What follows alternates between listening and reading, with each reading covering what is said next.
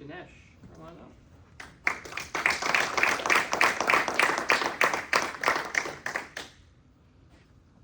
It was a warm morning in Auburn, Alabama, when I started my car and drove to Birmingham to meet Mr. Craig.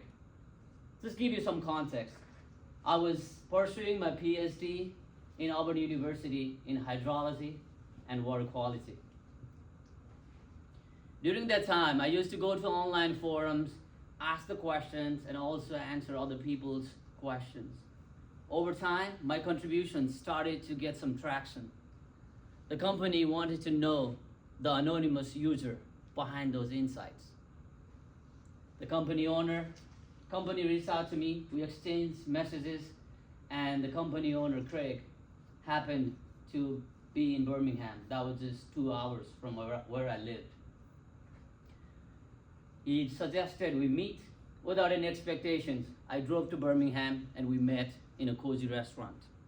We talked about my graduation timeline, we talked about my research, culture, and then we started eating food. As I was taking a bite, he casually looks at me and says, "Janesh, would you like to come work for us?" My jaw dropped. I started to think my friends who were looking for the job for the last few months were still in the job market, and here I was being offered a job without even applying. I was caught up in the moment. I hesitated. Mr. Craig looked at me in my eyes. "Janesh, are you okay?" I stammered. That's great, but I don't graduate for next 9 months. He looked at me, he smiled and said, "That's okay, I'll wait for you." Then I started to think, adrenaline surged into my body and I started to think, am I that important? Am I that valuable? Why would somebody wait for me for 9 months? Eventually, I took that job after the graduation and we moved to Seattle, thinking job hunting was a cakewalk.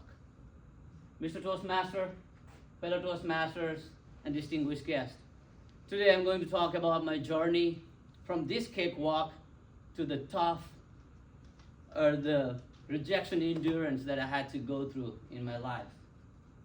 Fast forward 4 years in that company, I felt I was hitting a ceiling and I wanted to pursue a career in data science and data analytics field. That was kind of related but very different than what I was doing. So I started to go take online courses, bought lots of books, started to prepare for interviews. After a few months, I wanted to test the waters. I plunged into the job market and applied for jobs. Job market that time was stable, not like today. It was like every 50 applications I had, I would get one interview. So slowly, I was exhilarating because I started to go in interviews for the companies like Facebook, Microsoft, T-Mobile, Boeing. First interview with recruiter, I always aced, so I got to next step every single time. But the real test I felt when I went to interview for T-Mobile. There were 4 rounds of interviews. First round, technical screening. Second round, coding interviews. Third round, I had to go meet with the hiring manager's manager. And the 4th round on-site with 4 back-to-back interviews. It was really hard day. I was really nervous, but I felt I did good. Later, the hiring manager comes to me and assures I did really great. And he would reach out to me in the next few days, and we parted our ways with a big smile on our faces. 2 days later, I got a call from a recruiter. She says, "Janesh, you did great, but they decided to go with the other candidate."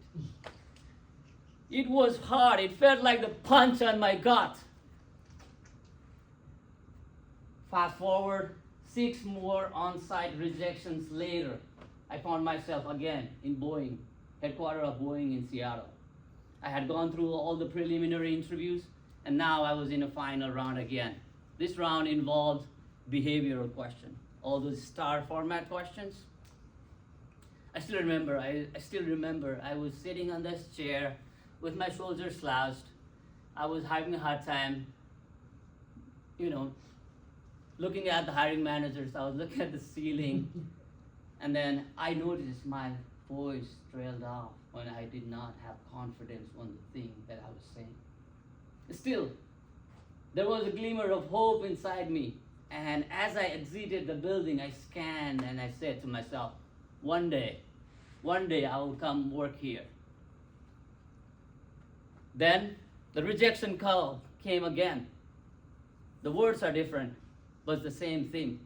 Janesh, you're not good enough. Rejection is a tough pill to swallow. I find myself talking to my wife countless hours, handling rejection. I put my head in her lap. She would caress my hair and then give words of encouragement.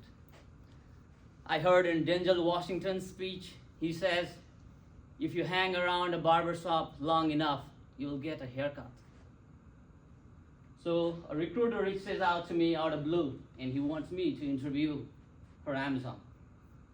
2 virtual interviews later, boom, I get a consulting position. That was not the position I was looking for, but that was something that I could put the foot and I could see backwards from the world I was in and from the world I was going to get into.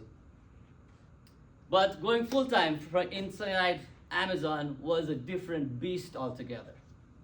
One thing that was going for me was I could see who was the hiring manager, how long is the rec open, what are they looking for, and I could just directly message to them. But slowly I started to get rejections again. No responses. They started to come in really fast. After 20 interviews later, finally got a full-time position in Amazon. And I felt that was an incredible achievement, assuming all the struggle that I went through. And 5.5 years later, I was on the same boat last year. They told me, come to Seattle or go find a job. Luckily for me, I joined Toastmasters last year. Now I can stand tall, I can stare in the hiring manager's eye, I can express what I want to say. And I got a few offers this year. So my friends, my journey started thinking job search was a cakewalk, but it got me humbled really good when I had to go through so many rejections. I want to end my speech today by saying that oftentimes simpler beginnings can disguise the complex path ahead. Back to you, Mr. Toastmaster.